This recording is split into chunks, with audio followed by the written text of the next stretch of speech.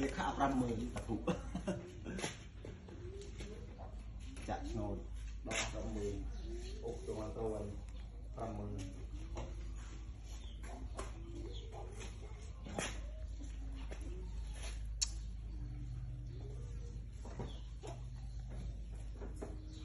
ô bông mèo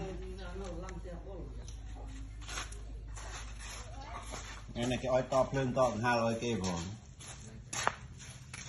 xì bờ man miếng chả bó chả mơ là bạn mong buồn nó chuyện thì to đấy chuyện ăn con gà ly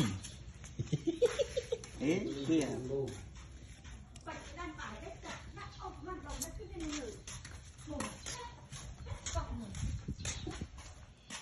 vì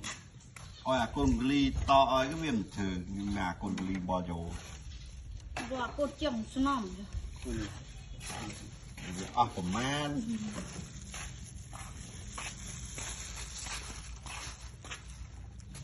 trên rồi trên đâu tìm ra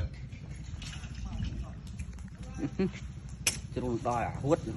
run ta đai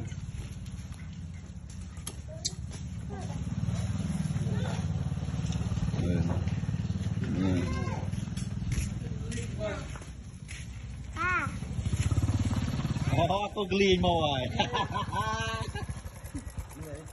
con ở đâu con gli đã Cô lạnh